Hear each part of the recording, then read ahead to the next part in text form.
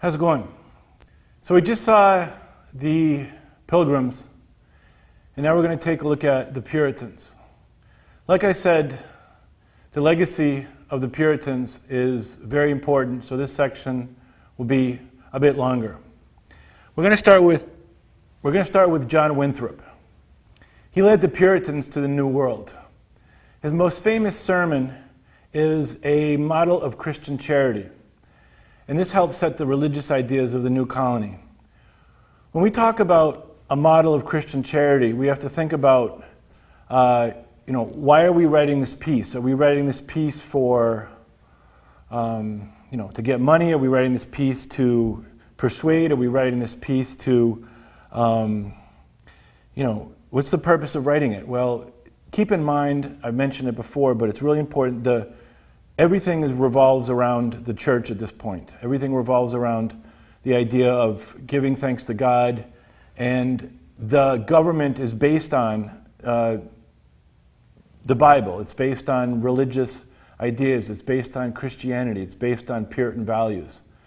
And as, the United States develops, this is something that is embedded in American psyche. And you can see, like I mentioned before, and as we'll see again, I like to set up these cues, but as we'll see, for example, with Nathaniel Hawthorne. I mean, later on, in the late 1800s, he's going to write about the Puritans, and he's going to have a different perspective on, what it was to be Puritan and what that effect had on people. So let's just take a look at how this was established right now. Here we have a picture of him. You can see here in the portrait, you've got the collar on there. I always like to show the hands. And a lot of the painting around the times in Europe reflect the same type of pose. You could see here, what stands out. The face stands out. The collar stands out. Dressed in dark colors. The background's dark because certain things need to stand out. And so this is a portrait of him. So the idea of this treatise he wrote is based on the belief that certain people were selected to lead others, and that each person has his or her own place in society. So it's an interesting idea because I put lead in here, and down here I put charity in quotations because, not to ridicule it, but rather to, because it's an important word. People were based on the idea that, here's a certain group of people, these people are selected by God to lead the other people. And this concept of Christian charity and community are important. And these are words that, stand out. This word stands out in the title. You could see here the idea of these people are selected to lead these people, but the idea of charity in general is a very important Christian moral. So, it's part of the culture, and we're going to take a look at these things later on. Now, he was aware when he wrote this that the world would be watching their model of a city upon a hill. So we can imagine, he said, future generations will look back and, people around the world are going to be looking at what we're doing here. So we want to create a model. We want to create a model of a city up on the hill. So the idea of a city up on the hill is this great metaphor of, we're up on the hill and this, we look down and people can see us up on the hill as being a great model for what people should follow, not just religiously, but also perhaps in governance. All right, let's take a look now at Anne Bradstreet.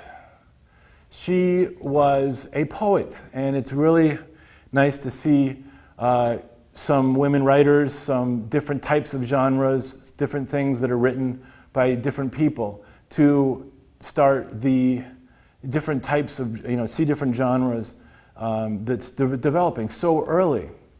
The thematic part of it, and remember I mentioned at the very beginning of this presentation about what things to look out for, the idea of poetry of spiritual reflection. So the themes that are repeated throughout all of these genres, which are going to be, like I mentioned, the captivity novel, we've got the spiritual autobiographies, we've got the sermons, we've got the poetry, we've got some of the essays that are written. It's all based on the idea of giving thanks to God and reflection on the self through God, through the Bible. So these themes of religious nature and portraits in colonial life are seen in the poetry that she wrote. So she wrote The 10th Muse. It's her only volume of poetry, and it was published in 1650 in England because they wouldn't publish it in the New World because of certain beliefs and this and that, so it was brought over to England and published over there. So this is important because it's the first published book of poetry of the English colonies. And very interesting to read these poems about gender issues so early, things about, being a mother, what's her role in society, what's her role as a good Christian, what's her role to her children and husband, poems about God and existence. And it's not, great breadth of different explorations, but it has these poems about family, about spirituality that are very endearing poems to read. So this is the cover. You can see here, love the way these old texts look. Obviously, yellowed with time, but you can see the way it's set up. Compiled with great variety of wit and learning, full of delight, wherein specifically is contained a complete description of these poems. So let's take a look here at one of the poems. So our first poem is about life, death, and salvation. And notice the old English here. Some of the words might be odd, some of them might stand out. Oh, bubble blast, how long canst last? That always art a breaking, no sooner blown, but dead and gone. Ever as a word that's speaking. Oh, whilst I live, this grace me give, I doing good may be. Then death's arrest I shall count best, because it's thy decree. So this poem is very interesting. You could see the idea about life. Death is, it's something that's going to happen, but it's death's arrest I shall count best, because the idea is doing good I shall go to heaven, and it's thy decree. It's developed, in the Bible to decreed that we will die and we will go to heaven. So she is putting herself out here, explaining her role as a Christian, explaining her role in some of the other poems as a mother and as a wife. And you could see, she's not breaking out and being the radical feminists we see in Shalmouth Firestone or, Simone de Beauvoir today. A lot of the, women writers in the 20th century. But it's really nice to see some work written by women that explore some of the themes that they were involved in their times. Here we have Michael Wigglesworth. He wrote this really famous, long play called poem called The Day of Doom in 1660. It's a long, best-selling Puritan poem about the Last Judgment. And it's very, it's a really interesting poem. It's a scary poem a lot of the time. When we read it today, it sparks up a lot of, ideas. Wow, this is, pretty scary. I don't know if you've ever seen the painting by Hieronymus Bosch, The Garden of Delights. A lot of his other paintings also have got this scary interesting themes about judgment. And this is a recurring theme across Europe and the America, or the colonial era now. You can see, and the Day of Doom really takes home a lot of the ways of how people preached and the words that were used, the fire and brimstone type attitude. This poem goes into detail on the different categories of people that will be judged. It's the longest poem of the colonial period with 224 stanzas. Very long. So it's a book. And you can see it's not just a group of poems, it's a book. It starts in just 224 stanzas, but it was very popular. Close to 2,000 were sold in the first year.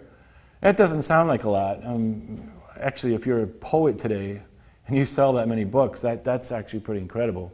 But back then, with the proportion of people that were in the colonies, that's a lot of books. So and that was 2,000 were sold just in the first year. But the poem stuck around dining rooms and parlors for the next 100 years or so. Keep in mind that, in an era way before TV, way before, our iPads, we used to sit there and, play video games or watch YouTube.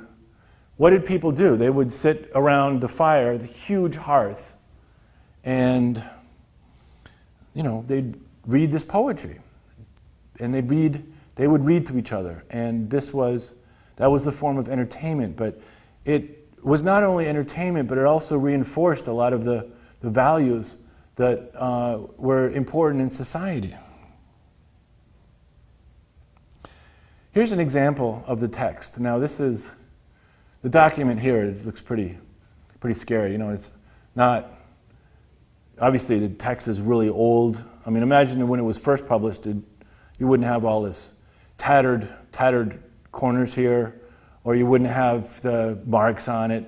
I mean, it really looks like something that is from way back. It is from way back, but keep in mind that this is how it was printed, and it aged. It aged. This is one of the excerpts from there, just to give you an idea. Adulterers and whoremongers were there, withal unchaste, there covetous and ravenous, that riches got too fast, who used vile ways themselves to raise to states and worldly wealth, oppression by or knavery, by force or fraud or stealth. So you can see in this poem, a lot of the language is older. The Day of Doom, you should remember that name. It's pretty straightforward.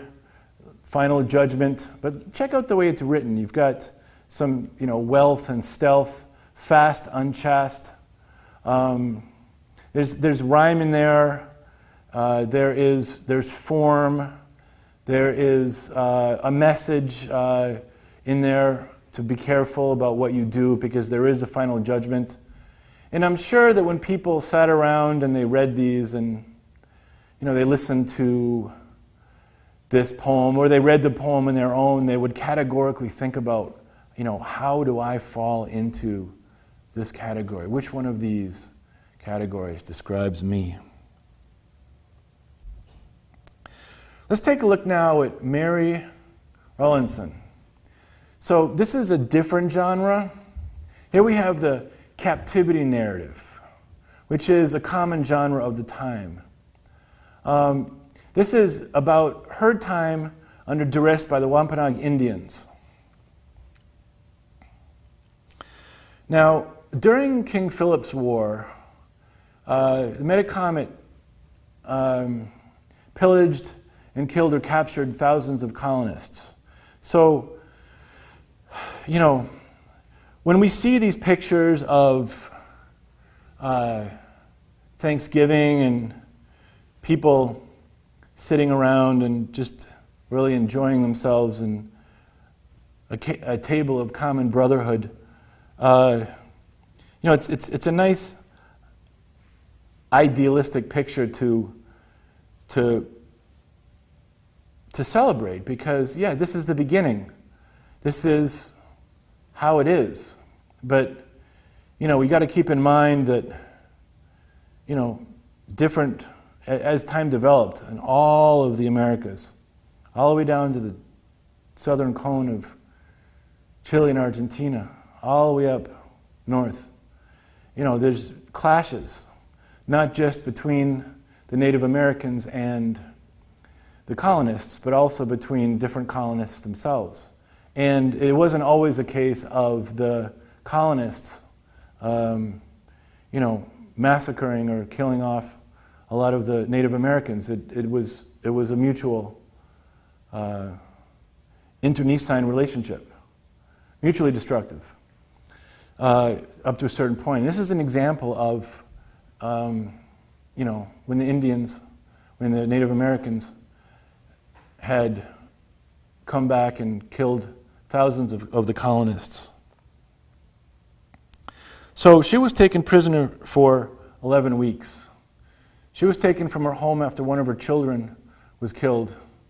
And this narrative describes the time that she was in her captivity, thus the name captivity novel, or captivity genre. And we can see there, she explains that the time when she was enslaved for a time and how she was eventually released. But the language in the text is very interesting because she uses some very harsh adjectives to describe the Native Americans. There are certain points in there of, connection with the Native Americans, and some kindness that's shown, but she's taken captive by them, and she wants to be released so she can go back to her family. So this is a narrative of the captivity and restoration of Mary Rowlandson. And here we've got a picture of it, published in Boston. And you could see the picture of her there. She's got a rifle, and she's got the little horn there, which I think was used for holding gunpowder. So this was the most popular American text of the 17th century. And I'm putting in the word American here because we're still developing their idea of identity. Now, the narratives in this particular work are split into what are called removes or episodes. So the episodes are, chronologically set out so you can follow what happened, because, we want to find out, what happened when she was captured, what happened when she was in captivity, and ultimately, how did she get out, and what was the reaction after that? So the language in here represents a dichotomy between her bitter criticism of the Native Americans and her appreciation and reverence to God. So you can see, like I said a minute ago, there's some very harsh adjectives which describe the Native Americans in here, but then flip it around, and on the other side you've got some, the diametrically opposed set of adjectives and words that are used to, thank God and, talk about her spirituality, and, how, and this is not much in between. There's just these two extremities here. So like I said, there are moments of recognition of deeds performed, but the overall judgment of the Native Americans is negative. So this genre, the captivity novel, was popular for some 300 years around the time. It always follows this format. So think about this format. So you've got a devout Christian is taken captive by the barbarous natives, and by God's divine mercy and intervention is eventually returned to her proper place in the community. And I'm putting her here as an adjective, but it could be a man also, but in this case, it's developed in this book as a woman. Let's take a look now at Edward Taylor. So he was a Puritan poet who studied at Harvard, then spent some of 50 years preaching in Westfield, Massachusetts. Now, Harvard was established at the very beginning of the colonial era, and by John Harvard as a theological seminary. And as you know, probably today it's in Boston, it's in Cambridge, or next to Boston. And we're going to see a lot of the people that studied there or studied at some of the other earlier colleges, William and Mary, Yale also. And this part of Massachusetts, go to Harvard, hang out in Harvard Yard. You could see a lot of the older buildings and a lot of the colonial tradition, and it's just really a beautiful place to take in and get a sense of what it was like so many years ago in this area. So he moved out to Westfield, Massachusetts. That's in the western part of the state, right above the Connecticut border. And he was a preacher out there for 50 years. So he was a poet of different styles, whose work was discovered and published in 1939. And this is great that like we discovered with of Plymouth Plantation, when that was published 200 years after it was written, and now we've got some work here that was published 300 years after, more or less. And you could, it's really nice to discover something new and to find a new chapter in the development of the United States. So he's most known for his preparatory meditations, which were verses written before his giving communion during the religious services. And let's take a look here from a stanza from one of his meditations. Oh, that thy love might overflow my heart, to fire the same with love, for love I would. But oh, thy straitened breast, my lifeless spark, my flameless flame, what chilly love and cold, in measure small, in manner chilly, see. Lord, blow the coal, thy love inflame in me. So the language here, you could see, has a lot of question marks and exclamation points and uppercase words and very strong language, and it's very, it's making some claims. It's not passive. It's very excited. It's thy love inflame in me, and it's a meditation. It's not a meditation as in I'm going to lie down and meditate. It's thoughts on God. It's thoughts on the religious ceremony. It's thoughts on the role of individuals in society and the role of church as it's involved in that. And clearly, as we can see straight through all of these things we've seen so far, how the theme of religion is predominant in all of these different types of things that we've already looked at.